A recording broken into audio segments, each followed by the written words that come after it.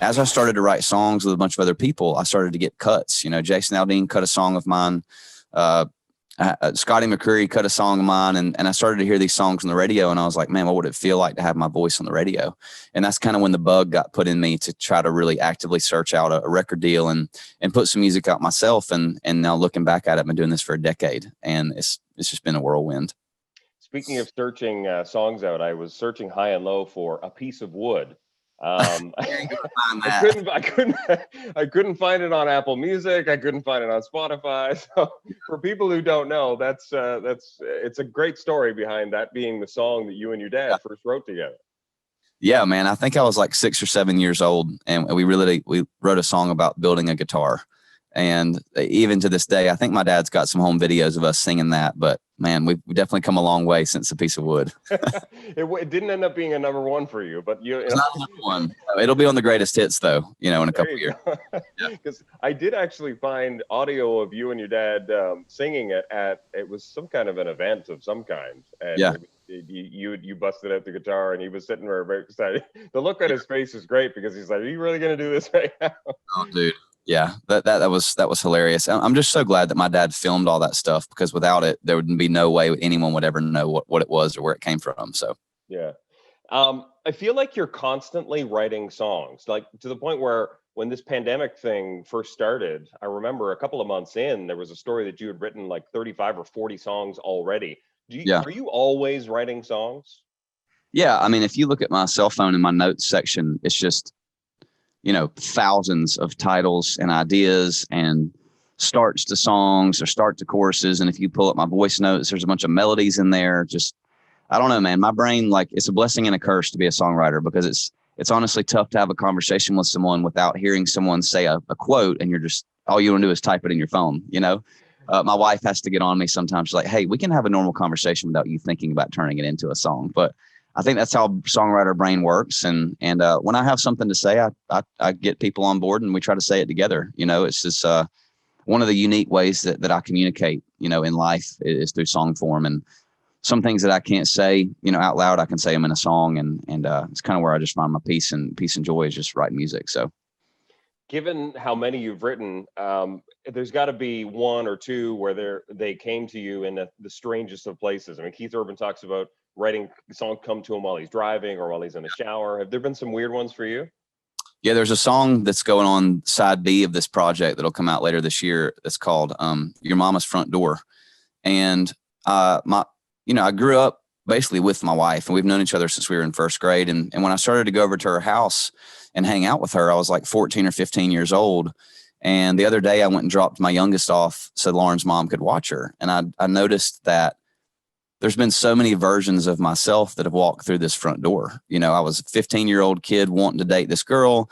Then I was dating her. Then we were broken up, but we were still friends. And then I was a fiance, and then a husband, and now a dad, walking through this front door. And just like watching all the different phases of life that has crossed through that front door is amazing. And so I came home and wrote it that same day, just about all these phases I've been through at that house, and how me and that porch have a lot of history. And so it's just amazing how you can see things like a front door and turn that into a song. Those are some of my favorite ways to write music.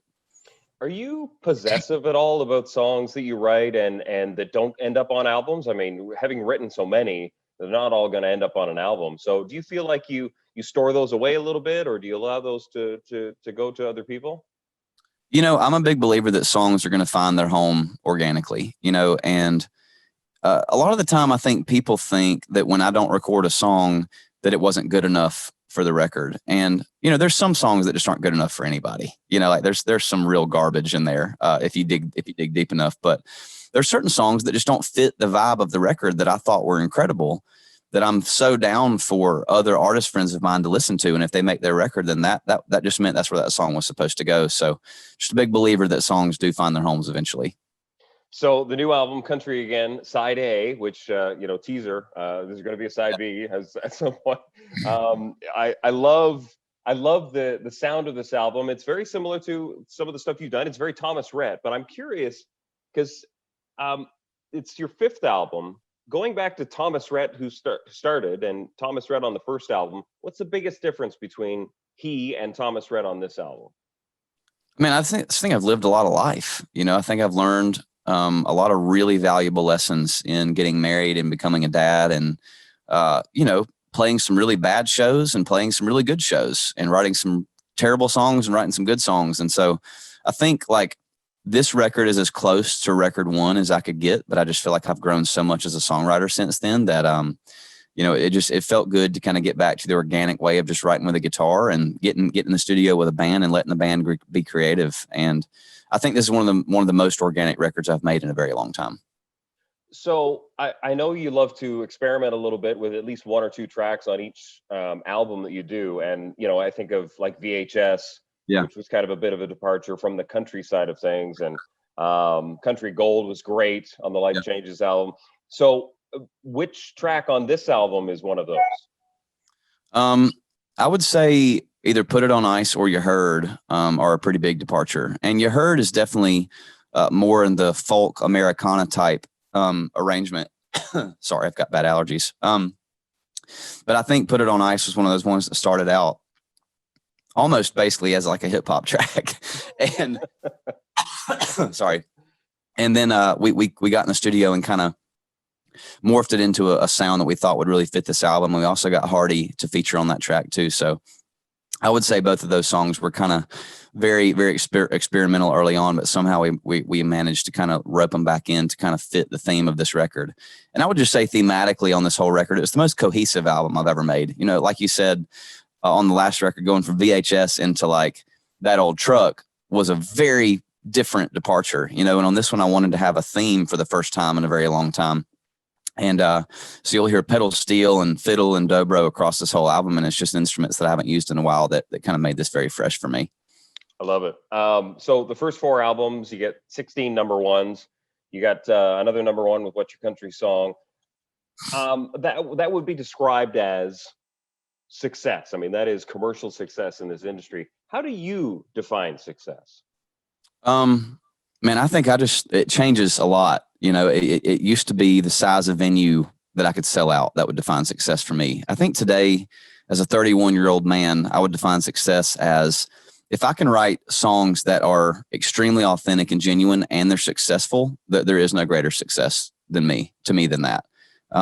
There have been moments in my career where I put songs out that I thought were very radio friendly, or songs that I thought people would really enjoy. And today I'm just like, I definitely want to have success on the radio, but not at the expense of chasing something. You know what I'm saying? Like if I can really get in there and say exactly what I wanted to say and produce it how I wanted to produce it, and it's as successful on the radio, then that is the coolest part to me. And that would be how I measure success today. Well, all of your Canadian fans in this country are listening right now, and they are excited about the fact that you got new music coming out. They're, of course, excited about the fact you'll be able to come back at some point and play live. So they are definitely looking forward to that. Same. Awesome. Thanks very much for this, Thomas. Appreciate it. Thank you, buddy. Talk to you soon. Yeah. Cheers. Yeah.